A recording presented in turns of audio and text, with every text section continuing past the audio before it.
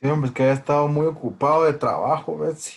Ay, Dios, gracias, Demasiado. Pero ya, gracias a Dios, la verdad, gracias a Dios. Yo eso le dije a Leonora ayer, porque me estaba preguntando cómo estaba el grupo y le digo yo, bueno, a mí me preocupa un poco porque no, pero yo entiendo que es por temas de trabajo, le dije. Entonces yo lo que intento es grabarles la sesión para que no se queden atrás, no sé si logran verla o no, le dije, pero por lo menos así va. Bueno, vamos a empezar rápidamente porque yo no sé cómo estoy hoy en Zoom. En la mañana tuve muchos problemas. No sé qué le pasó a mi programa, pero decía que tenía que actualizarlo. Después no pude entrar. Bueno, fue un problema en la mañana. No sé si se va a cortar, si voy a poder entrar.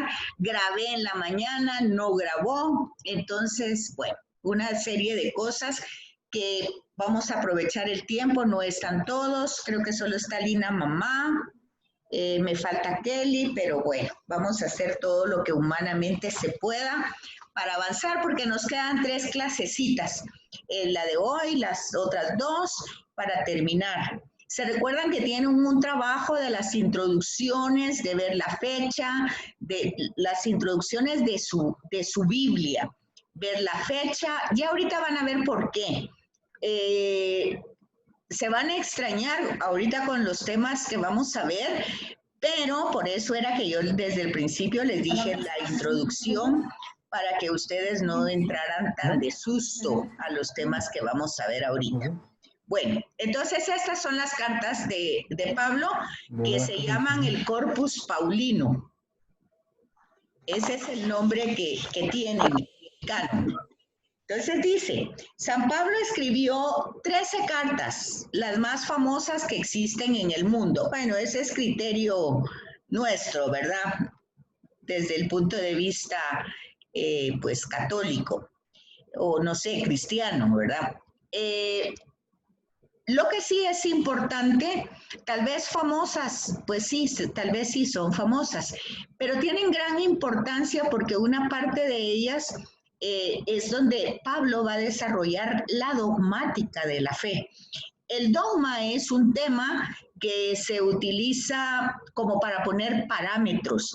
Ustedes ya creo porque por lo que han estudiado se han dado cuenta que eh, por ejemplo, nuestro credo, que es es el signo de nuestra fe, la forma que nosotros pronunciamos lo que creemos, pues no se dio al día siguiente, llevaron siglos, ¿verdad? Prácticamente se llama Niceno-Constantinoplano. O sea que más o menos 325 fue ese concilio cuando se determinan algunas verdades como en forma dogmática. ¿Qué quiere decir? Que esto es lo que hay que creer. ¿Por qué se tiene que tomar esa postura? Porque hay una diversidad de opiniones, entonces la iglesia pone parámetros y eso es un dogma. Entonces, vamos a ver que Pablo establece los primeros dogmas. Esto lo debemos entender desde el contexto en que Jesús muere, se lleva el mensaje, como ya vimos en Hechos de los Apóstoles, pero hay diversidad de opiniones o de criterios o de creencias. El mismo Jesús en los evangelios pregunta en un momento quién dice la gente que soy yo. Y entonces ustedes van a ver también que hay diversidad. Unos dicen que Elías, otros dicen que Bautista que resucitó. Bueno, esa es la parte dogmática. Y la otra parte es la moral, ¿verdad? Con las consecuencias que se derivan del Evangelio. Ustedes tienen que notar desde ya que Pablo no es Jesús. O sea, es un gran personaje, pero este es el que va a ir desarrollando la doctrina. Si ustedes conocen los evangelios, se van a dar cuenta que el evangelio es algo que Jesús anunció, proclamó, básicamente con el hecho de que Dios es amor y que el reino de Dios ya estaba entre nosotros, ya, pero todavía no, o sea, teníamos que trabajar, colaborar en él, pero no dio normas ni dogmáticas ni morales. O sea, el Dios de Jesús es un Dios Padre, abierto, receptor, inclusive, o sea, de alguna manera todo lo incluye, es básicamente el ser humano, el ser más importante de la creación, la obra maestra de Dios, y su amor hacia el ser humano es incondicional. No ama a los buenos por los buenos, sino que ama a todos como hijos. Por eso Jesús lo presenta como un padre. Bueno, ese es Jesús. Y Jesús habla básicamente de hacer la voluntad del Padre y que Él es un camino para llegar al Padre.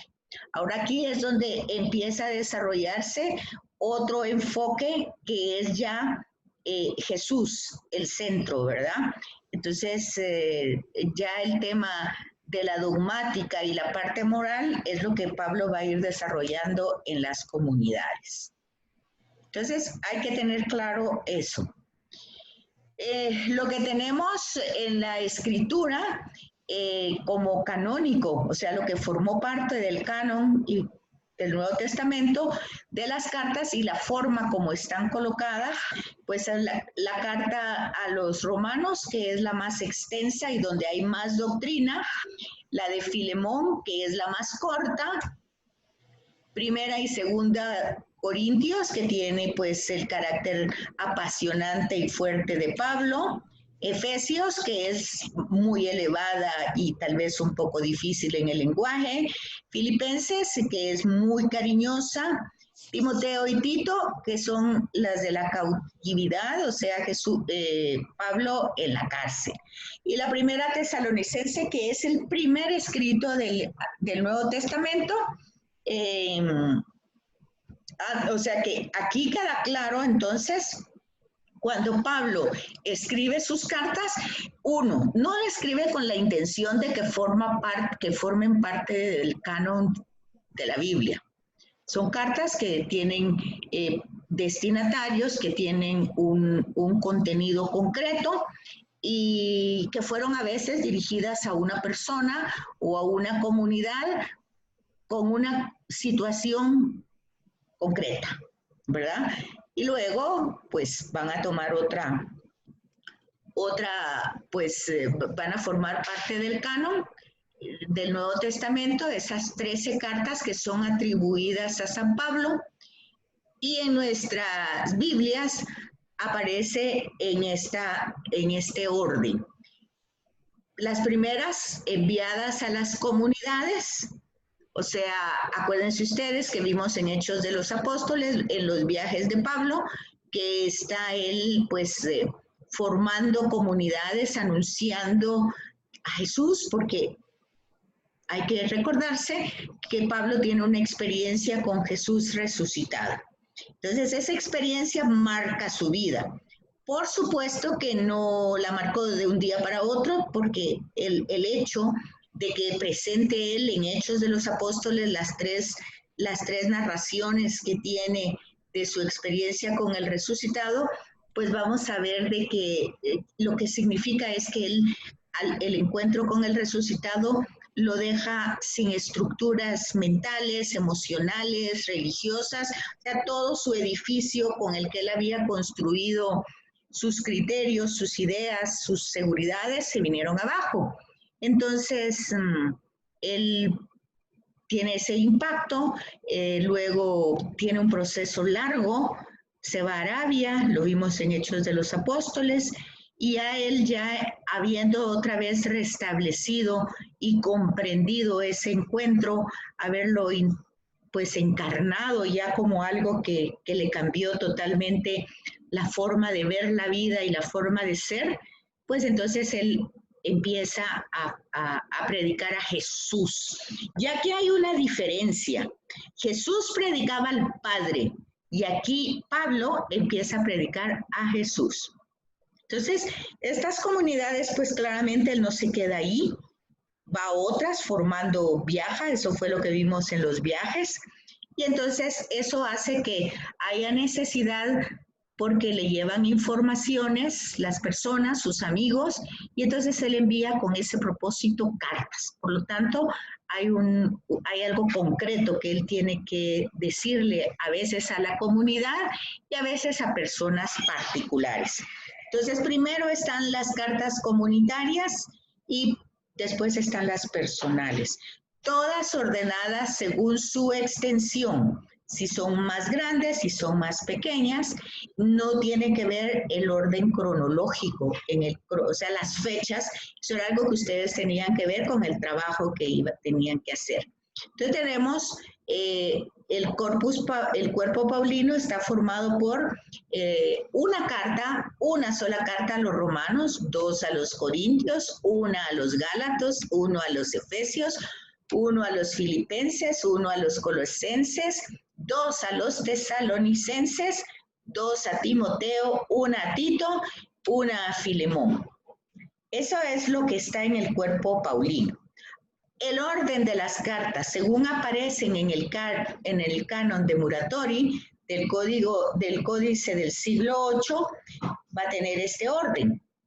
Una Corintios, la segunda es a los Efesios, o sea, este es el orden que aparecen en ese canon, no en nuestras Biblias, ¿verdad? Filipenses, Colosenses, Gálatas, Tesalonicenses, Romanos, Corintios, Tesalonicenses, o sea, primera y segunda Tesalonicenses, ¿verdad? No sé si alguien iba a entrar, no me parecía ahí. Bueno. Luego está la de Filemón, Tito y Timoteo. 1 y 2 Timoteo. Bueno, ¿cómo se escribieron esas cartas? Pues ¿en qué idioma? En griego koiné, lo cual es un griego popular, no el griego de los filósofos. Está influenciado por el griego por el idioma griego del siglo de los 70, o sea, los 70 sabios que se reúnen para ver cuáles entran, qué material entra en el canon. Usa frecuentes semitismos, o sea, tiene lenguaje judío, ¿verdad? Aunque sea en griego, y expresiones litúrgicas cristianas. Su lenguaje no es refinado, sino más bien tienen el sentido de que sea funcional, o sea, sirve para algo. Y ahí encontramos algo de la personalidad de Pablo, la pasión de su corazón, que se refleja en sus cartas, y explica las cualidades y los defectos de su estilo. Entre las cualidades de las cartas, pues ya ustedes vimos en Hechos de los Apóstoles que era un hombre preparado. Había sido formado por Gamaliel, o sea, conocía la Torá, conocía el arameo, el hebreo, luego era ciudadano romano, conocía el latín y pues vivía en Grecia. Entonces, su forma enriquece su criterio y enriquece muchas formas de la comprensión de las situaciones de la vida y de esa manera aborda él los temas. En las cartas hay más preferencia por el mensaje, o sea, lo que él quiere transmitir, que por la forma literaria. Acuérdense que son cartas normales, nunca tuvieron para Pablo la intención de que formaran parte de la escritura. Después, cuando se vio la riqueza de todo esto y el desarrollo del cristianismo, pues se vieron que fueron inspiradas y que ahí había muchas cosas que no se podían perder y entraron a formar parte del canon. Otra cualidad es esa su manera de exponer sus convicciones, pero acuérdense que son las convicciones de Pablo y de alguna manera utiliza alguna forma poética, ¿verdad? En su relación con Cristo como una persona enamorada de Él. Esas son las cualidades. Pero hay defectos también en las cartas en el sentido de que pues no se fija en las reglas gramaticales, a veces desarrolla su pensamiento demasiado largo y su estilo, pues como ya dijimos, son cartas con una prolongación de su trabajo del anuncio del Evangelio para resolver las tareas concretas. Quiere decir que estas cartas, como ya les dije anteriormente, tenían una problemática concreta. Iban a una comunidad específica, con lineamientos para esa comunidad. Ahora, Cuando vemos que posiblemente el mismo problema que tiene esta comunidad la tiene otra, pues empiezan a intercambiarse, ¿verdad? O a mandar ese, acuérdense que no hay impresoras, acuérdense cómo son los textos, ahí tienen ustedes pues un ejemplo, ¿verdad? Del papiro, de cómo se escribía, eran rollos, ¿verdad? Que fácilmente se podían arruinar. Para eso existían los escribas, para volverlo a pasar, ¿verdad? Entonces, hay una belleza en su estilo, eh, y esa belleza radica en la grandeza y profundidad de sus ideas, en su intensa vitalidad de los sentimientos y gran creatividad de sus formulaciones. Este párrafo debería ser muy inspirador para nosotros porque algo así se necesita hoy en la evangelización.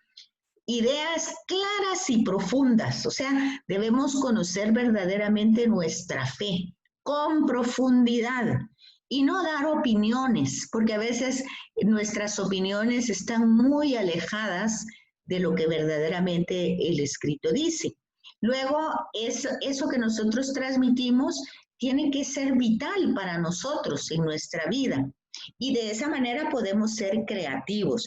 Entonces, este párrafo en Pablo es algo que tendríamos que pedirle al Señor por su espíritu, que lo tuviéramos cada uno de nosotros. Como decimos, cada carta nace por situación concreta, determinada, para completar la acción pastoral. ¿Qué quiere decir eso? Que él había formado comunidades, pero no se podía quedar ahí.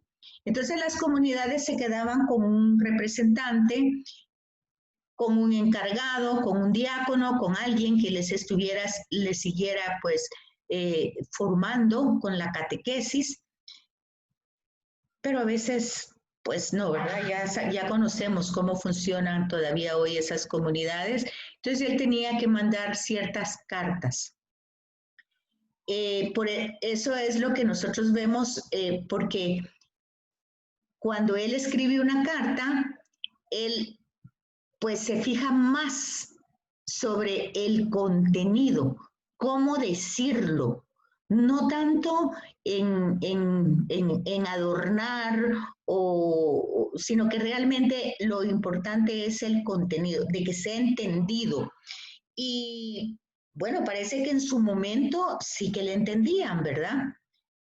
Entonces ese estilo es vivo, enérgico, expresivo, descubre muchas características de su personalidad, la grandeza de su corazón, la lucidez de su inteligencia, la fortaleza de su carácter, expone las realidades divinas con la profundidad de un genio y la intuición de un místico. Bueno, acuérdense ustedes que la experiencia con el resucitado lo hace un místico y la forma como él ha comprendido el Antiguo Testamento, todas las promesas hechas por Dios y cómo se cumplen en Jesús, pues es una genialidad de eso que él hace, ¿verdad? Entonces, él como autor, pues habría que preguntarse si todas las cartas fueron realmente escritas por él. Si ustedes hicieron su trabajo de introducción, ustedes podrían contestar esta pregunta. Si no, lo que van a ver ahorita un poco se van a sorprender. ¿Por qué la duda? Porque en esta época se atribuye un escrito a una persona en 3 casos. O sea, se dice que el escrito es de una persona cuando realmente lo escribió, cuando se lo dictó a un discípulo y luego él lo firmó como maestro, y cuando se le quiere dar importancia a un texto y se le atribuye a una persona importante para que el texto tenga importancia, ¿verdad? Por ejemplo, la novela El Código de Da Vinci, entonces ya oír, por ejemplo, Código y Da Vinci, ya ahí va un poquito este ejemplo, que a la gente lo confundió porque pensó era una novela, pero la gente pensó que tenía muchas verdades. Los 3 casos, esos anteriores, se dan en la Escritura. Lo tenemos en el Antiguo Testamento. Muchos casos, por ejemplo, cuando se le atribuía a Moisés todo el Pentateuco, después vamos viendo que no es así. Cuando tenemos 4 Isaías, pues los 4 se llaman Isaías, pero cuando vemos la introducción, cada Isaías tiene distinta época, con años de diferencia, siglos algunos. Entonces, claramente no pudo haber sido el mismo, ¿verdad? Pero como conserva un poco la idea y la riqueza del relato, pues se mantiene un solo libro que es Isaías, pero quien ha leído la introducción sabe que ahí hay 4 personajes diferentes de 4 épocas diferentes y culturas diferentes. Entonces, eso está en la escritura, no es algo que solo haya pasado en esto, ¿verdad? Entonces, en los 3 casos esos 3 casos se dan en toda la escritura. Por ello, la atribución de alguna carta que pueda tener estos sentidos, ya con los estudios totalmente hermenéuticos, ya saben ustedes que la hermenéutica es la ciencia que pone las herramientas para analizar un texto, la hermenéutica. Y la exégesis es la que entra a analizar palabra por palabra, un verso, si va en consonancia con la forma como el autor pues escribe, en fin, todo eso lo hace la hermenéutica y la exégesis. Entonces, vemos que algunas cartas, pues hay dudas de que sí Pablo las escribió. Lo que sí es cierto es que la iglesia, sin todo este problema, reconoce 13 cartas de Pablo, que están inspiradas por el Espíritu Santo y pertenecen a la Sagrada Escritura, aunque no fueran de la misma mano de Pablo. O sea, la canonicidad no está en discusión. Lo que está en discusión es si él las escribió o no las escribió. No se discute entonces la canonicidad, sino lo que les acabo de decir hace un rato, ¿verdad? Entonces, ¿en qué cartas no hay un total acuerdo? Pero la mayoría de los, ¿qué es lo que opina la mayoría de los exegetas? O sea, los que analizan cada versículo, que son auténticos escritos de Pablo, las protopaulinas, así se llaman, porque son las primeras, ¿verdad? ¿Cuáles serían? Pues son 7, Romanos, Gálatas, 1 y 2 Corintios, Filipenses, Filemón y Primera Tesalonicenses, ¿verdad? Primera, solo la primera. Esas son las que se entienden como protopaulinas. Las otras se van a llamar deuteropaulinas, o sea, como la segunda, negadas por una minoría de exegetas, aceptadas por otra parte, Segunda Tesalonicense y Colosense. Hay comentaristas que están divididos entre los de Efesios, unos la defienden de una manera, otros la niegan. También la mayor parte de los exegetas también no son unánimes en las cartas pastorales, y Hebreos, que en un momento se pensaba que era de Pablo, pues hoy totalmente ya se sabe que ni es una carta, sino es una homilía que no pertenece a Pablo. Eso ustedes lo tendrían que tener ya claro si hicieron su trabajo de las introducciones de cada uno de las cartas de Pablo. Si no, pues es una información que ustedes la pueden corroborar leyendo esas introducciones. Entonces, aquí es lo que tenemos. ¿Qué escribió Pablo directamente? Pues las proto, ¿verdad? Y son esas, Primera Tesalonicenses, Filipenses, Filemón, 1 y 2 Corintios, Gálatas y Romanos. Y un discípulo, ya sea que él la pudo haber dictado y el discípulo le añadió, o no, él no las dictó, Tesalonicenses, Efesios, Colosenses, 1, 2 Timoteo y Tito.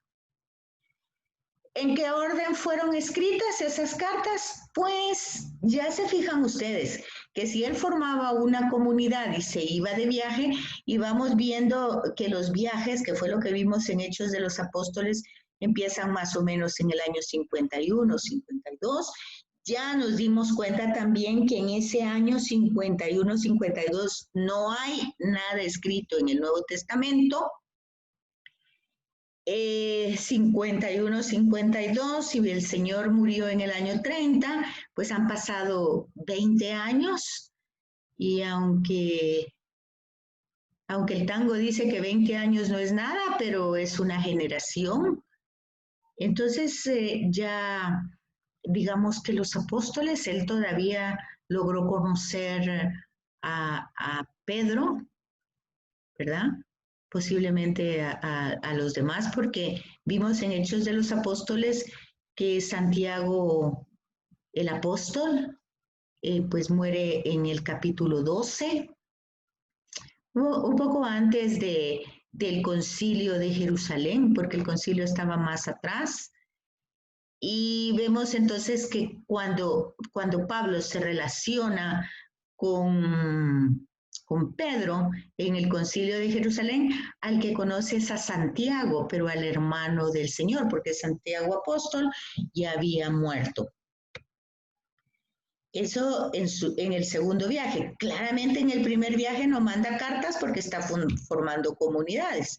Y el tercer viaje, donde mientras está en Éfeso, años 54-57, escribe Gálatas y Corintios, y luego cuando está en Macedonia, segundo a Corintios, y en Corinto la carta a los romanos. Vean entonces, la cronografía va del año 51 al año 59. ¿Se fijan? ¿Verdad? Luego tenemos que queda en cautiverio, ¿verdad? Empezó en el 51.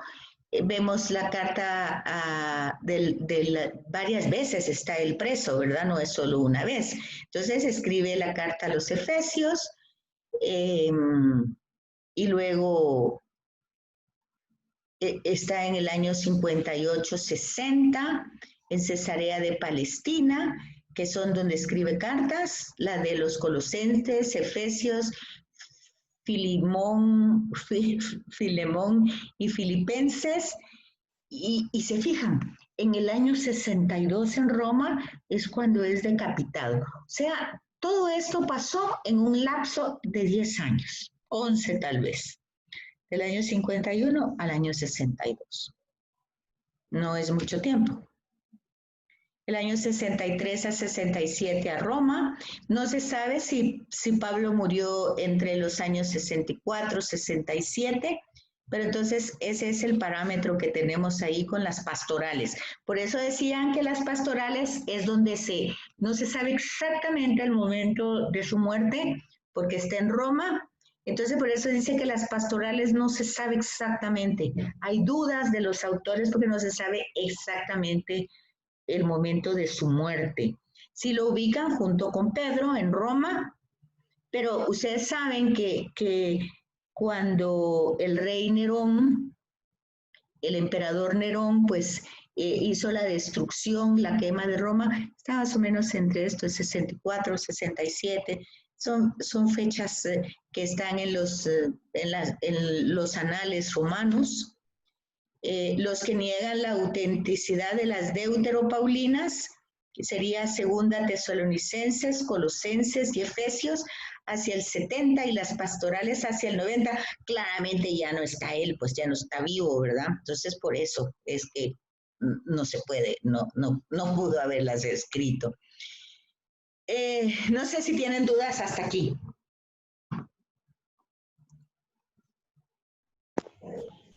Para mí todo claro. ¿Todo claro? Para mí sí, Betsy. Ok. Todo claro, gracias. Muy bien, entonces continuamos. Entonces solo conservamos 13 de muchas cartas, seguramente escribió más. Como ya dijimos, pues no se inscribieron nunca con la idea de hacer una antología o de, no, fueron las circunstancias las que una carta que se mandaba a una comunidad, pues de pronto la necesitaban otras, veían la riqueza de esa carta. Acuérdense que no hay imprentas, ¿verdad? Para reproducirlas, había que escribirlas en otro papiro. Y entonces tenemos los temas escatológicos, por ejemplo, en la primera y segunda Tesalonicense. Acuérdense ustedes que escatología es la vida después de la muerte.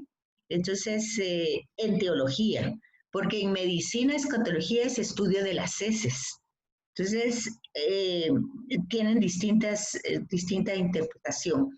Luego están las grandes epístolas, que es por la dimensión de la carta, que es muy grande, las de la cautividad, que es cuando está preso, y las pastorales. Ahí está. ¿Se acuerdan que esto se va a poner lo voy a subir, ¿verdad? Estoy grabando para que lo tengan ahí.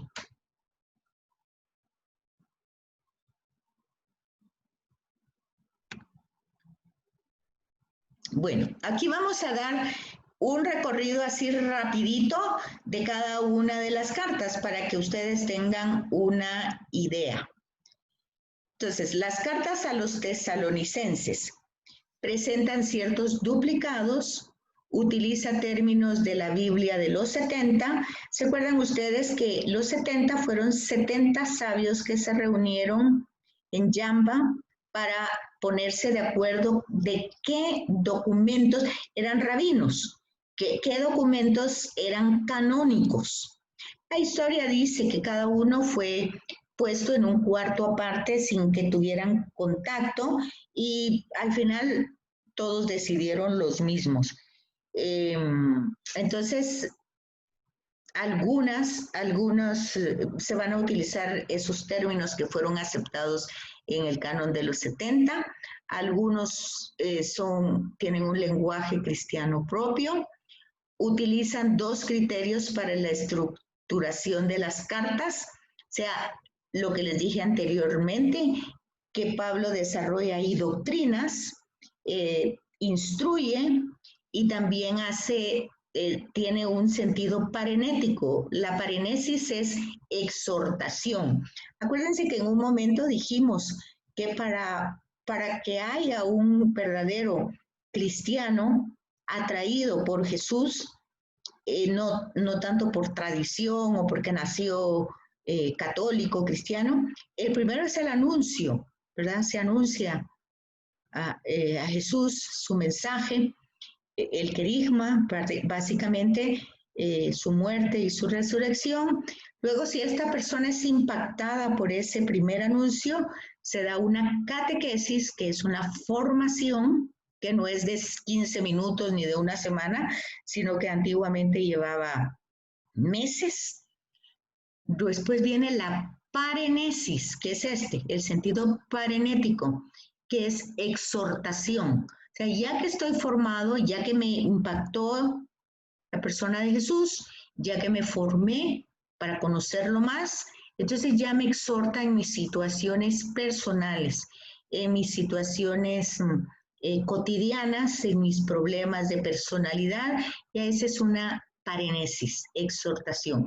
Y ya llenas esos tres elementos, viene la liturgia, o sea, yo ya puedo celebrar con gozo y alegría, porque ya conozco mi fe, conozco al Señor que se anuncia en esta fe, y no es que tenga ideas extrañas, sino que ya realmente ha partido de un encuentro personal con Él, y de ahí sigue entonces la catequesis y la parenesis. Eso, entonces decíamos aquí que la carta a los tesalonicenses tiene este sentido doctrinal, instructivo y parenético. A los corintios, pues entonces tenemos un estilo ágil y vivaz, utiliza recursos retóricos, entonces significa un poco como de predicación, ¿verdad? Una manera como erudita para llevar un mensaje, no son discursos, pero sí son maneras bonitas de decir las cosas. Utiliza anáforas, paralelismos, metáforas deportivas, o sea, utiliza, tal vez no como las parábolas de Jesús, pero sí utiliza elementos de la cultura, sobre todo griega, porque las metáforas deportivas van a ver con eso, ¿verdad? como he corrido la carrera y he llegado a la meta y voy a ser premiado con la corona. Bueno, son esas formas que los griegos lo entendían muy bien. Y también eso es en la primera. Y en la segunda, dice, en la segunda de los Corintios, tiene también estilos coloquiales, un poco así amistosos, con un tono predominantemente apologético, o sea, de defensa de la fe. Todas estas palabras ustedes las tendrían que ir como haciendo en su glosario para ir comprendiendo estas palabras que forman parte del género literario de las cartas. Aquí básicamente estamos diciendo las características rápidamente de cada una de ellas sin entrar en su contenido. Más bien nos estamos fijando en el aspecto literario y en algunas de esas características. Luego la carta a Gálatas y Romanos, pues cambia, dice su uso epistolar. Bueno, más adelante vamos a ver lo que entienden ellos por epístolas, ¿verdad? Porque estas eran cartas comunes y corrientes, pero que se volvieron epístolas cuando empezaron como una especie de hacer como una especie de circulares, por decir así, que aunque iban dirigidas a una persona, luego estaban en un uso común. Y pues básicamente eran para exhortar.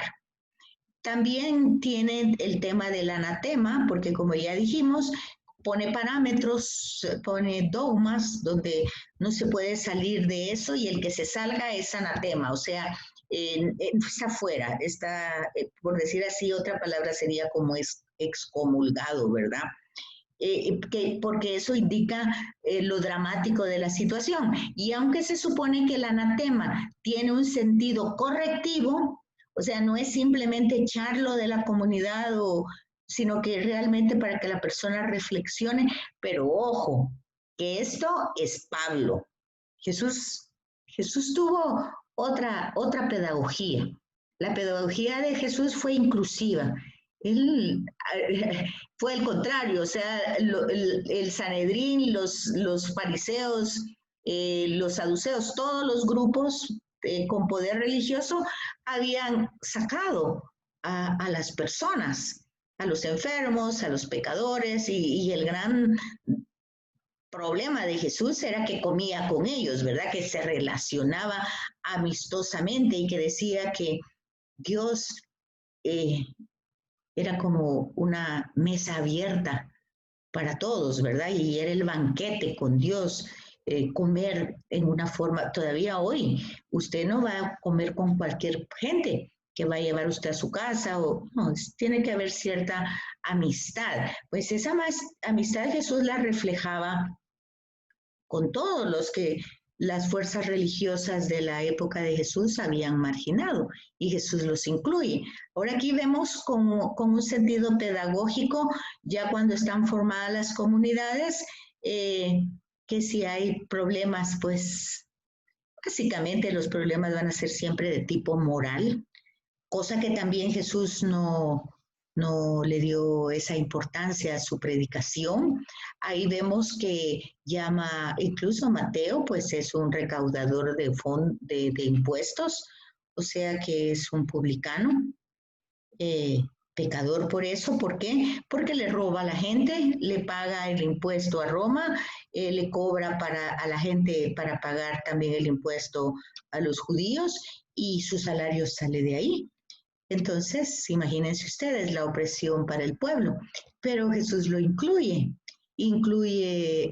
todo tipo de pecado, de situación que según el contexto religioso de su época eran excluidos, enfermos, ¿qué más?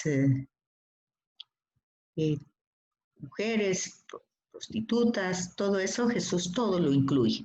Y aquí vemos un cambio en la doctrina, una doctrina que no dio Jesús, pues Jesús dio las bases de un estilo de vida. Ustedes tienen que ver eso, no porque yo se los estoy diciendo, sino ustedes lo tienen que ver, esos procesos.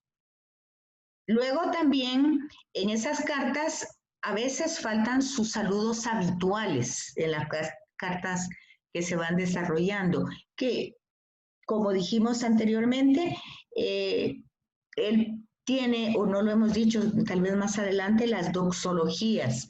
Por ejemplo, gloria al Padre, al Hijo y al Espíritu Santo. Esa es una doxología. Esas son desarrolladas por Pablo. Otra doxología es, por ejemplo, cómo empiezan las Eucaristías. El amor del Padre, la gracia o los méritos del Hijo y la comunión del Espíritu esté con ustedes. Entonces, eso, así empieza Pablo con ese saludo. Así saluda él a las comunidades. Y cuando Pablo escribe a los romanos con cierto atrevimiento a personas que han recibido la predicación de otros. O sea, Pablo va a ser como muy específico de que aunque venga un ángel del cielo, si no predica lo que está puesto en el Evangelio, pues no es el Evangelio de Jesús.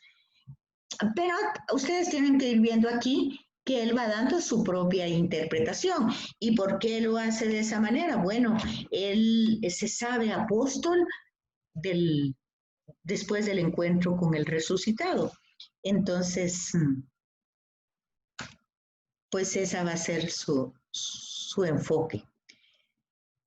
Luego está la carta a los Colosenses, que utiliza términos muy típicos como toda obra buena y bueno, ahí va el desarrollo de los temas, los pleonasmos, oraciones largas, y a veces en esas oraciones pues va parte de la doctrina y parte de la exhortación, ¿verdad? Parenesis, exhortación. A los Efesios hay una parte dogmática, ya explicamos lo que es un dogma, una segunda parte que es más moral. Bueno, vean ustedes, por ejemplo, cuando él hace énfasis de quienes no van a entrar en el reino, bueno, él no habla del reino de Dios, ¿verdad? Habla poco del reino de Dios, mientras que el tema central de Jesús fue eso. ¿Qué pasaría si en lugar del César reinara Dios? Hoy sería, ¿qué pasaría si en lugar de todos estos gobernantes reinara Dios en el mundo? ¿Cómo sería la cosa? Entonces, Pablo pues no, tiene otro enfoque y en este sentido sí pone cierto énfasis en lo moral cuando él dice pues quienes no van a entrar en ese reino. Cuando Jesús dijo que las prostitutas y los ladrones iban a entrar primero, Pablo dice que no van a entrar los borrachos, bueno, todo eso, ¿verdad? Todo eso, pues hay que entenderlo desde su contexto. Acuérdense que Pablo era fariseo y aunque tuvo un encuentro con el Señor, ya se ve que la carga de lo que uno ha aprendido a veces no es tan fácil como dejar esa mochila ahí y seguir con otra más liviana. Entonces algo se va cargando. Hay paralelismos, ausencia de interrogaciones retóricas. A los filipenses tiene un tono más apacible, recurre a paralelismos antitéticos, o sea, contraponiéndolos. También utiliza sarcasmos expresivos y presenta un carácter exhortativo a lo largo de todo el texto. Filemón está escrito en prosa rítmica, o sea, aquí ya vemos que su estilo ya va cambiando, ya él va teniendo cierta, pues, intención de hacerlo más decoroso la escritura. Es rica en antítesis, pertenece al estilo persuasivo, sutil y eficaz. Entonces es un poquito más cercano, ¿verdad? Es considerada una obra maestra de tacto y afecto por la sinceridad con que ha sido redactada y se ve como una carta privada, ¿verdad? Un amigo. Las pastorales, pues como dice, es pastoreo, ¿verdad? O sea, él se ha ido, pero sí está pendiente de las comunidades, utiliza frases cortas, predomina la yuxtaposición, es a veces pone sobre una idea otra, o sea, hay muchas ideas, está como muy efervesciente y entonces quiere mandar a decir muchas cosas y las va como intercalando una con otra. Abundan sinónimos, un estilo tranquilo, reflexivo. El griego que utiliza es del pueblo y básicamente escribe normas para las comunidades responsables. Contiene también himnos, doxologías, que es lo que ya les dije. Las doxologías son esas oraciones que se utilizan al principio de la misa. Por Cristo, con Él y en Él. En ti nos movemos, vivimos y existimos. Todas esas son doxologías que se utilizan hoy generalmente en la Eucaristía. Primera de Timoteo y Tito es un tratado didáctico, se aproxima más a eso, ¿verdad? Una enseñanza, una forma como que fuera un manual eclesiástico. Y la segunda de Timoteo parece ser un testamento espiritual, prácticamente como su despedida, porque evoca su pasado, da recomendaciones para el futuro, dedica su mensaje a su discípulo predilecto. En esta carta, tanto el inicio como el final, pues forman parte de un cuerpo más largo, ¿verdad? Se descubren dos argumentos, la sucesión apostólica y los peligros que van a tener las comunidades, ¿verdad? Y lo que vemos en la persona de Pablo es que está totalmente focalizado por Jesús, ¿verdad? Por Jesús el resucitado. Como él dice, muerto y resucitado. Vive para llevar su misión. Él mismo lo va a decir en frases, ¿verdad? Y de mí si no predico, y esa es su vida. Pues no vive para complacerse a él mismo, sino para predicar el Evangelio. Para él predicar el Evangelio es predicar a Jesús, es llevar para Pablo, el Evangelio es Jesús mismo, ¿verdad?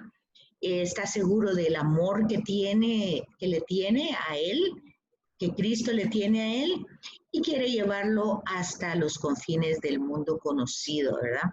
Es una cosa muy interesante porque como fariseo él experimenta toda la gloria del resucitado.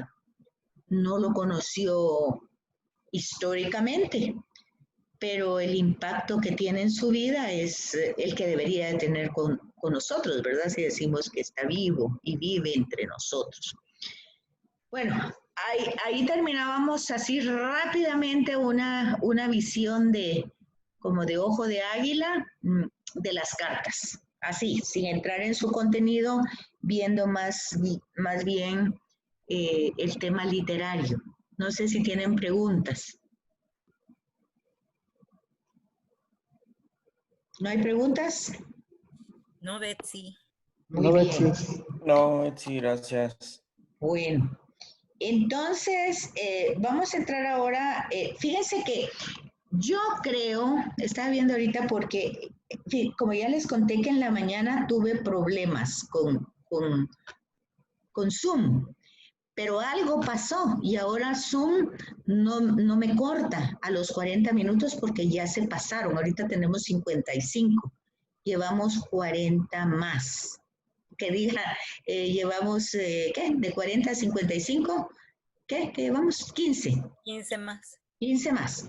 Entonces, Sí, ¿qué manda? perdón, solo le comento para su información, salió un mensaje en la pantalla en que usted había hecho una actualización y que ahora tenía tiempo ilimitado. Sí, es que eso, yo no sé cómo pasó eso, hubiera visto qué problema más grande el que tuve en la mañana, yo no sé qué fue, no entiendo nada, pero lo que sí sé que después de eso, que en la mañana me dio mucho problema, ahora no vamos a parar, pues yo no vi ese mensaje, no sé si porque estaba muy concentrada en lo que les estaba diciendo, pero no lo vi, pero Betsy, sí.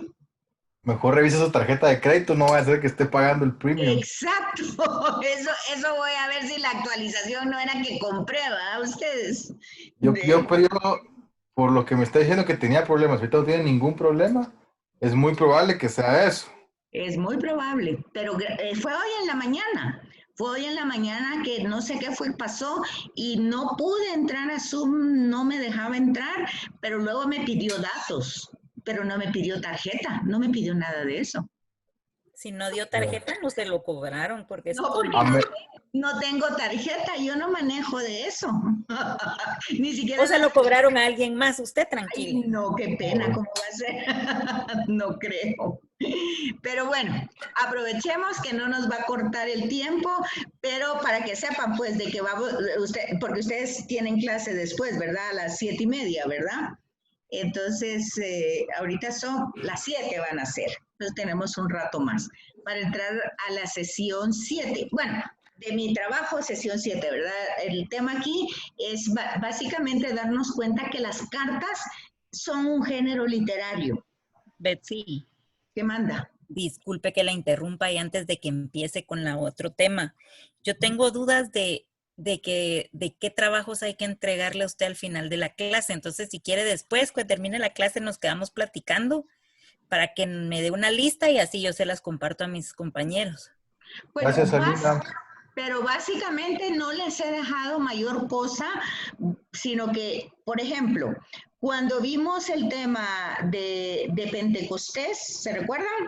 Que tenían que haber leído eso comparados con nota de pie de página. Luego hicimos una comparación en relación a la ascensión antes de Pentecostés, que tenían que haber leído un poco el Evangelio de Lucas. Al final, ¿se recuerdan? A eso nos dedicamos Sí. casi un mes en ese tema, en el tema de la ascensión, en el tema de Pentecostés, para que ustedes comprendieran la diversidad, aunque es el mismo autor, Lucas, o la misma comunidad, cómo cuenta en un lugar algo, pues la experiencia de la pasión, muerte y resurrección de Jesús en el Evangelio, y cómo lo Me cuenta, aburrí de esto, lo que creo que se me chinchó. ¿verdad? O sea que esto se lo tenemos que entregar, o sea, es la comparación, o sea, en discusión, eso es lo que hay que entregarle, ¿verdad? De Pentecostés, de la relación de la ascensión. Exacto. Lo primero fue eso, de la ascensión, después fue Pentecostés, que fue básicamente el primer mes que utilizamos eso. Eso era lo primero. Lo segundo fue el tema que vimos la vez pasada de los milagros, cómo se entendían los milagros. ¿Se recuerdan que aquí terminamos Hechos de los Apóstoles? Que habían varias cosas, que si eran castigo, que si eran milagros, que si era... Son los 13 milagros. Exacto. Bueno, eso era, de ahí solo que ustedes comprendieran eso, no había ningún trabajo. Y la otra parte era la introducción de todas las cartas para poner las fechas, el mensaje, que es básicamente lo que estamos viendo ahorita. Eso es todo. Eso es todo lo que tenemos de trabajo. Ok. Entonces, todo eso se lo juntamos en un file y se le entrega de último, ¿verdad? Si me hacen favor, sí. Muchas gracias, Betsy. Muy bien. Bueno, entonces las cartas, pues claramente cuando, bueno, ustedes no estudiaron los varones secretariado, pero las mujeres que estudiamos secretariado, pues ya sabíamos, ¿verdad? La fecha, el destinatario, la referencia y luego el saludo y ya, el cuerpo de la carta con el contenido, la despedida y la firma. Bueno, eso es una carta. Y así estaban más o menos. Vean ustedes el material, pongan atención en eso. Estas fotos son importantes porque cuando nosotros pensamos que Pablo escribía cartas, no sé por qué siempre pensamos cómo son nosotros, ¿verdad? Cómo escribimos nosotros las cartas. Bueno, ahí miren el tintero, vean ustedes la dificultad de utilizarlas. Acuérdense también el griego, no es, la gramática es como diferente. Miren también los papiros o las formas. Acuérdense ustedes que la palabra evangelio significa buena noticia y no es una palabra religiosa, es una palabra que se utilizaba en latín, evangelium, que eran las noticias que el emperador mandaba a los lugares, a los países que había conquistado. Entonces llegaba, pues como han visto en las películas, el caballo, pues el señor que llevaba, el mensajero que iba a caballo y que la gente pues se reunía en la plaza todas para oír el mensaje, se desenrollaba y empezaba a leer la buena noticia para ese lugar. Y claramente eso se deterioraba. Y ahí se pueden imaginar ustedes con las cartas de Pablo en este material llevándola de una comunidad a otra. Solo piensen un poquito. Si se arruinaban, se deterioraban. Por eso existían los escribas, ¿verdad? Vean ahí. Miren, esa es una carta de Pablo. ¿Qué les parece? ¿Qué les parece? Aquí falta parte. ¿Cómo hacía el escriba? Ya se rompió una parte. ¿Qué hacía el escriba para añadir, para decir, para terminar la idea? Todo eso forma parte de una realidad que nosotros debemos de ponerla en contexto. ¿Qué quiere decir eso? Quiere decir que nosotros no podemos ser tan fundamentales a leer, tan fundamentalistas a leer un texto bíblico, porque así es casi todo. Todo fue escrito en este tipo de material. ¿Qué dijera? Tanto el material, o sea, el papiro, como la tinta, eran carísimas. No era así como cuando vemos a alguien que quiere escribir una novela y que agarra las hojas y llena el cuarto de papeles porque no le sale la idea. Esto era todo un, dijera yo, privilegio, era algo demasiado caro para hacerlo. Entonces, primero dice, se daban a conocer las cartas a los destinatarios leyéndolas en las reuniones comunitarias.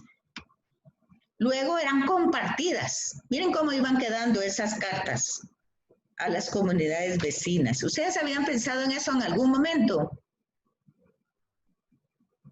¿Habían pensado? No. No, Pero ¿se dan cuenta que tiene sentido o no? claro. Sí. Bueno, tal vez de aquí surgió la idea de reunirlas y publicarlas, porque se hacía muy difícil, pero acuérdense, no hay imprenta. Publicarlas, ¿qué significaba? Que cada escriba en su comunidad formara sus cartas para que no estuvieran rodando de un lado para otro. Posiblemente, no está lejos que la idea fuera así. La inspiración de estas cartas es por el sentido de misión, ¿verdad? Y su preocupación. Acuérdense, iglesia es comunidad. La palabra iglesia viene de eclesía, asamblea, o sea, básicamente la iglesia la hace la gente, no el edificio. Eso también hay que entenderlo, ¿verdad? Por eso a la iglesia de Éfeso, a la iglesia, eso lo encontramos en el Apocalipsis. En los primeros capítulos del Apocalipsis, las cartas, también ahí hay cartas, visiones que se mandan a la iglesia. Entonces, son comunidades. La iglesia la forma la gente.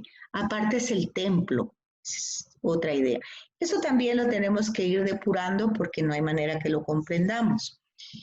Y básicamente las cartas sustituyen o continúan la predicación de Pablo, o sea, la comunicación oral que ha hecho. ¿Cuáles son los motivos? Pues mantener el contacto con estos hijos espirituales. Muchas veces les dice hijos míos, ¿verdad? Resolver pequeños o grandes problemas de la existencia en Cristo, o sea, cómo se vive en Cristo. Y defender el evangelio de los adversarios. ¿Quiénes eran los adversarios? Pues los que mencionamos en Hechos de los Apóstoles, los judeocristianos. Acuérdense ustedes que eran judíos que se habían convertido al cristianismo y que pedían, exigían que se viviera el mismo judaísmo dentro del movimiento cristiano. Por aquello que habíamos visto, no comer, o sea, todas las prácticas de la ley judía querían aplicarlas al cristianismo. Eso se van a ver como adversarios. Eso fue lo que vimos en Hechos de los Apóstoles. Claramente no es él un gran escritor, no escribe con ese sentido, tiene algo que decir y lo dice por escrito. El pensador y el escritor siguen los pasos del misionero, o sea, es una herramienta, la carta es una herramienta, no es una obra literaria, ¿verdad? En esa época el género epistolar tiene ciertas características. Sustituye la comunicación verbal, es un lenguaje simple y también un estilo simple y tiene una estructura y un formulario fijo. Aquí tenemos lo que les decía al principio, cómo son nuestras cartas. Más o menos eso es lo que lleva, ¿verdad? El contenido, la frase y la despedida. La carta la escribe el remitente y él escribe en primera persona, dirigiéndose al destinatario, en tercera persona o en segunda si le es familiar o amigo, pues supone que será él quien la leerá directamente. Entonces, eso es lo que pasa, que muchas cartas Pablo las lleva, por ejemplo, hay unas, dice, ay, mira, dejé, no sé, mi saco, bueno, no es saco, ¿verdad? No eran sacos, pero dejé cierta ropa en la casa de fulanita, por favor, cuando pases, ahí ve usted de que está hablando directamente en segunda persona con amigo, y le está pidiendo un favor. Ahí no hay nada de doctrina, pero ni modo que iban a quitar eso, eran cartas personales y se deja para que vean que eso era prácticamente el origen de la carta. Y en el siglo I, pues a veces la persona escribe directamente. Acuérdense que Pablo no es un escriba del judaísmo. Es un fariseo judío, pero viviendo en la diáspora, o sea, en Grecia. Entonces, él cuando se define dice que él hace tiendas de campaña, o sea, él no es un escriba, ¿verdad? Entonces, ¿cómo se escribía personalmente antes? Pues o se lo dictaba a alguien o se le daban las instrucciones a alguien, a un secretario, pero Pablo dice escribió pues varias cartas, ya vimos nosotros, personalmente. Algunas tal vez las dictó, tal vez algunas se escribía como vieron ustedes allí, con plumas de ave, no habían bolígrafos. La velocidad de la escritura, pues fíjense que las letras griegas son casi como dibujitos, es como que viéramos la escritura china ahorita, pues tal vez no tan así, tan construida, pero más o menos era como dibujar, o sea que no era que escribir rápidamente como en taquigrafía o algo así, sino que básicamente los signos se dibujaban. Entonces no se podía escribir tan rápido. Imagínense, 3 palabras por minuto. Vaya que no era mecanógrafo, que hubiera perdido ahí la clase. ¿Y cómo estructuró Pablo sus cartas? Pues utilizó la estructura común de aquel tiempo. Esa estructura fija, pero con características propias de apóstol. O sea, había cierta autoridad, había cierto pues criterio para decir las cosas y básicamente el mensaje que estaba desarrollando, ¿verdad? Pablo suele añadir a su nombre su título de apóstol para justificar la autoridad con que escribe. Entonces, básicamente, esa es una de las cosas más importantes, ¿verdad? Lo dice a veces al principio, ¿verdad? Antes de decir todo. Y a veces, ¿verdad? Si la carta, bueno, acuérdense que no había correo, ya decimos que las personas eran las que llevaban las cartas. Entonces, a veces menciona con quién está enviando esa carta. También añade el título del destinatario y el saludo siempre es cristológico, ¿verdad? Aquí pone un ejemplo. Un ejemplo, Pablo, apóstol de Cristo Jesús, por voluntad de Dios, y Timoteo, aquí este va a ser el que va a llevar la carta a los hermanos de la iglesia de Corinto, y a todos, bueno, y va dirigido también a otros. La gracia a vosotros, la paz de parte de Dios nuestro Padre y el Señor Jesucristo. Esto es lo que se ve entonces una doxología. Gracia a vosotros y la paz de parte de Dios nuestro Padre y el Señor Jesucristo. Ahí está la acción de gracias a Dios por la situación de los destinatarios y la petición en favor de ellos. Y ya luego que él saluda, pues ya entra al cuerpo de la carta, lo que va a ser su mensaje, que va a ser amplio, pues el cuerpo, el contenido de la carta, saludos especiales a algunos miembros de la comunidad y una despedida también cristianizada, ¿verdad? La gracia de nuestro Señor Jesucristo con vosotros. Y así es como empieza nuestro saludo en la misa, ¿verdad? La gracia de nuestro Señor Jesucristo, el amor del Padre y la comunión del Espíritu esté con vosotros. ¿Se fijan? Aquí, pero en otras dirá eso. Aquí solo dice la gracia de nuestro Señor Jesucristo, pero en otras dirá, la gracia de nuestro Señor Jesucristo, el amor del Padre y la comunión del Espíritu esté con ustedes. Nosotros lo tenemos como saludo. Y en algunas cartas de Pablo están como saludos, en otras están como despedidas. Entonces, en síntesis, ¿cuál es la estructura de estas cartas? Introducción, ya hablamos de eso, según la fórmula esquemática, el cuerpo de la carta, que puede ser una exhortación inicial, el tema, que puede ser algo que está afectando, eso es como la tesis, ¿verdad? Algo que está pasando en la comunidad, un tema teológico, ¿qué quiere decir? ¿Cómo interpreta? La teología es una interpretación. ¿Cómo él interpreta es el cristianismo, que hay que vivirlo? Y Pablo es el que va a desarrollar todo el tema moral. Si ustedes observan, pues Jesús no hace eso lo hace Pablo, ¿verdad? Luego la despedida, asuntos de índole práctico, saludos personales, postdata, y la doxología, que es lo que ya habíamos dicho. Entonces, ahora tenemos que distinguir entonces por qué esas cartas se volvieron epístolas. Pues por lo que ya dijimos, porque se vieron en la necesidad de leerlos comunitariamente, o sea, como que fuera una circular.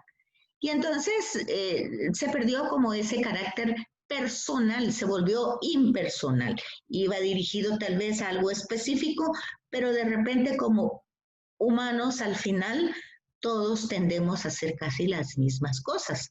Entonces, y casi nuestros pecados vienen a ser pues casi que lo mismo, solo que con distintas pues matizaciones, por decir así. Entonces, pues por eso una carta que llevaba un sentido primario se volvió una epístola. Pues hay cartas privadas, oficiales, literarias, pero estas se volvieron epístolas. En las cartas de San Pablo también se mezclan dos tipos de estilos según la época. El judío, que tenía una forma homilética, y el greco-romano, que era más bien retórico y diatríbico. O sea, básicamente vamos a ver, tal vez como una predicación, pero porque la parte homilética, que nosotros a la homilía le llamamos predicación, pero más bien tiene un sentido pedagógico. La homilía, su objetivo es que la proclamación que se ha hecho de la palabra de Dios, si hubo algo que nosotros no tal vez le pusimos atención o no lo comprendimos, de Dios hablando con cada uno de nosotros, pues la homilía tiene el objetivo de hacernos lo más accesible para poderlo encarnar. ¿Se recuerdan? Tal vez para los mayores, como no creo que no hay nadie de mi edad, pero bueno, antes las misas no tenían homilía, sino tenían sermones. O sea, el sacerdote después de la homilía, pues prácticamente el sermón era, pues la gente sentía como un regaño, ¿verdad?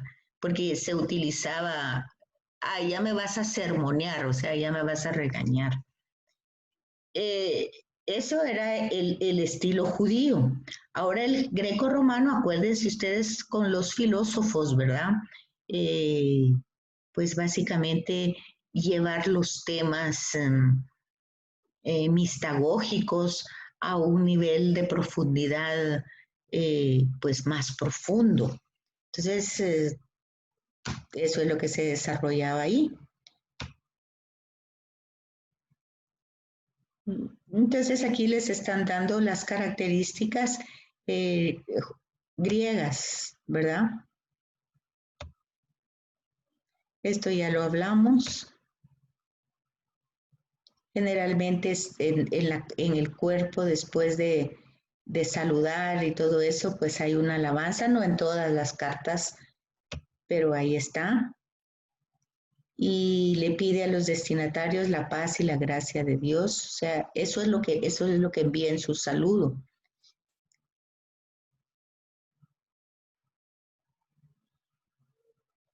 Sí, esto ya lo habíamos visto anteriormente.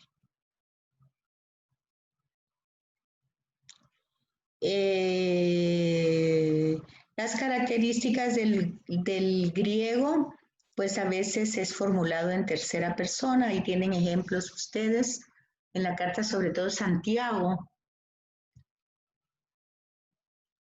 Y los orientales, pues básicamente el remitente, el destinatario, no cambia mucho. Yo creo que nos queda claro que es una carta y por qué se volvió una epístola.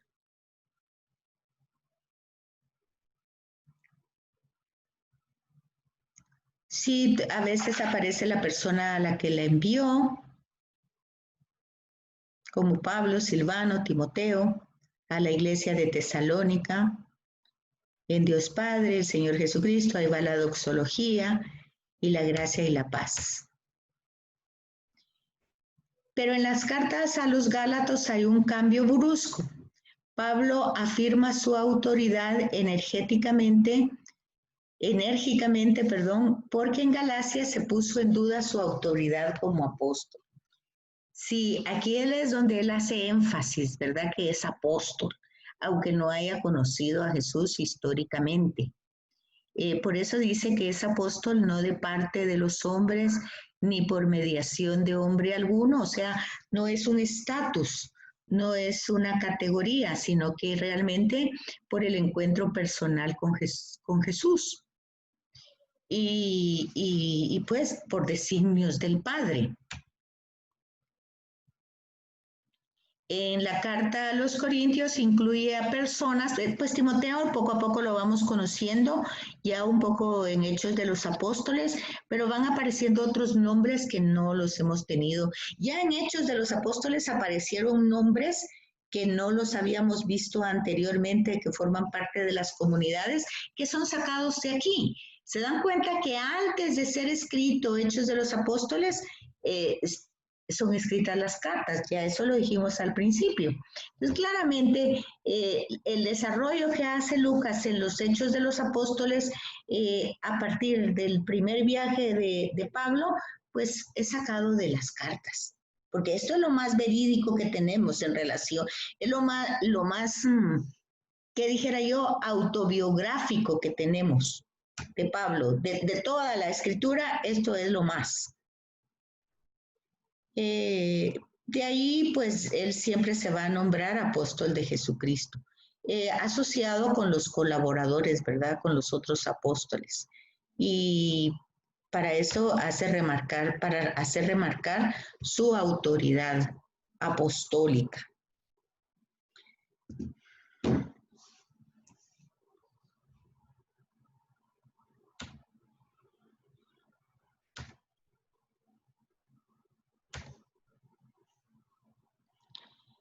El vocablo de apóstol llama a la figura rabínica de Shalach, aquel que ha sido enviado por una autoridad y representa esa autoridad con plenos poderes. Vean ustedes de dónde el trasfondo, porque la importancia. Y eso es importante que ustedes lo noten porque en los movimientos cristianos que no son católicos, pues ellos dicen que son apóstoles, ¿verdad? Cuando están predicando, el apóstol fulano de tal. Pero vean cuál es el trasfondo. Aquel que ha sido enviado por una autoridad y representa a esa autoridad con plenos poderes. Y básicamente eso es lo que eso es lo que hace el orden sacerdotal. ¿Se dan cuenta ustedes? Aunque no se llaman apóstoles, pero son presbíteros. Ahora, los sucesores de los apóstoles son los obispos. Estos son pues en sucesión, ¿verdad? Y también utiliza el término siervo, que viene del Antiguo Testamento y significa ministro de la ley. Cuando habla de que es llamado, quiere decir que es separado, separado para servir al Evangelio. Entonces, la condición de apóstol viene de Dios mismo, no es algo que uno se lo asigne o que otro se lo asigne.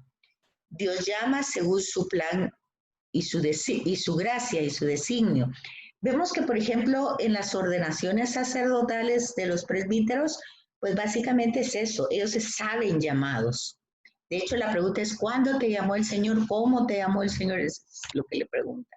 Y este llamado es muy importante porque de alguna manera ven ustedes que, por ejemplo, cuando es el orden sacerdotal, no sé si ustedes han visto alguna ordenación, pues ungen las manos, porque básicamente las manos van a ser pues como el medio por el que va a actuar el Espíritu Santo, tanto en la consagración del pan y el vino, en el perdón de los pecados, en el bautismo y la confirmación como unción, también la unción de enfermos, en fin, ahí va todo. Y todo eso por voluntad de Dios. O sea, en su ser apóstol, Pablo ve realizarse el telema de Dios, o sea, su plan de amor y de salvación para toda la humanidad. La voluntad de Dios indica el misterio de su plan eterno de amor. Eso en relación a Dios y en relación a Jesucristo, pues este título debe verse a la luz del tema bíblico siervo del Señor. Jesús fue siempre siervo. Y en el Antiguo Testamento es el ministro del rey. Tenemos esa figura en Moisés, es siervo del Señor, porque por su medio el Señor realiza el plan del Éxodo. Ya en Hechos de los Apóstoles ya vemos eso, que los apóstoles, o sea, todos los que están al servicio del Evangelio, están actuando, están permitiendo actuar al Espíritu en ellos. Eso lo dijimos muchas veces. Entonces los profetas son siervos del Señor, y el siervo del Señor de Isaías también es el siervo en grado más alto de la teología del Antiguo Testamento. Y cuando saluda a los destinatarios, pues lo hace de distintas formas, a todos los amados, a los santificados en Cristo Jesús, a los santos y fieles, a la iglesia de Dios. Ya decíamos que la palabra iglesia es eclesía, que quiere decir asamblea, reunión de gente, reunión de santos y pecadores. Primero entramos pecadores y por la gracia de Dios, Él nos santifica. Y todos estos son, pues, los discípulos de Jesús que participan de la resurrección. Bueno, esto ya lo habíamos visto, la gracia, el carisma, ¿verdad? El cariz, el gesed, la bendición, fidelidad familiar, amor y misericordia, shalom, la paz. Y en el cuerpo, pues, ya habíamos dicho también la parte doctrinal, importante para los cristianos, la parte moral, a veces tiene un sentido apologético, o sea, de defensa, otras pues lo reprocha, otras... Sí, quedan 5 minutos para las 1:30. Muy bien, ya ahorita vamos a, quisiera terminar esto, pero ya vamos aquí, saludos finales de despedida. Todo esto ya lo hablamos, ya lo dijimos en distintas formas, saluda, se despide con un afecto comunitario, con saludos y bendiciones. Ya dijimos lo que era la doxología. Y ya dijimos también esto, que mucho de esa doxología está en la liturgia eucarística. Y ya también esto, que la Iglesia reconoce las 13 cartas paulinas que están inspiradas por el Espíritu Santo, pertenecen a la Sagrada Escritura, o sea, al canon. La Iglesia promueve la enseñanza porque en ellas encontramos respuestas a nuevos cuestionamientos que se presentan cada día. Y colorín colorado, hasta aquí llegamos. Entonces, eso fue más o menos un recorrido rápido de las cartas, una situación de entender básicamente cómo pasó la carta a ser una epístola, que básicamente estaba explicado desde el principio, y ya luego esta sesión, pues ya va a entrar, va a dar otro poco de lo mismo, pero ya vamos a entrar a las cartas más específicamente, rápidamente, porque ya solo nos quedan 3 lunes. Así es que les agradezco mucho. Gracias, Betsy. Qué bueno verla. Igualmente. Nos vemos. Feliz noche. Para los que no vinieron, les dicen que voy a subir la grabación. Nosotros le decimos, Betsy, feliz noche. Buenas noches, Kelly. Feliz noche. Descanse. Gracias, Betsy. Feliz noche. Buenas noches. ¿No crees que le hace falta sal?